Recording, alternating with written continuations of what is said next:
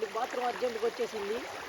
మామూలు కంటే మామూలు కాదు, ఫ్యాన్లో పడిపోయిందంట. డైపర్లు కూడా నిండిపోయింది, ఫుల్ బ్లాక్ అయిపోయింది. అసలు ఈ వర్షం మామూలుగా పడలేదు, చెరువు అన్నీ నిండిపోయినాయి. సాయంత్రం మా ఇంటికి వచ్చేయండి భోజనాలకి.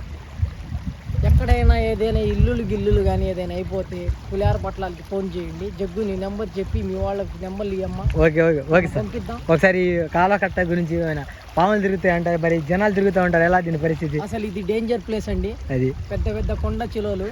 రాత్రి పూట అయితే నిన్న నైట్ అక్కడ 2 సింహాలు వాటర్ తాగుతున్నాయండి. అదిగో అక్కడ అక్కడ 2 సింహాలు వచ్చి వాటర్ తాగుతున్నాయి. ఈ పక్క జింకలు ఉండేవి.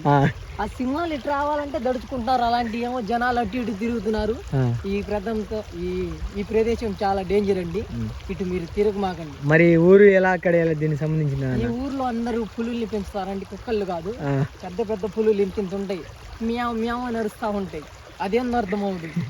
మరి ఇప్పుడు మీరు చిన్నగా ఇది కాలువ మీకు అలవాటు దాటడం, ఇది దాటాలనిపిస్తుంటే మాకు కొంచెం భయంగా ఉందండి. ఏదైనా కొట్టుకొని వెళ్ళిపోతామేమో అని చెప్పి కాలువ అనేది మామూలు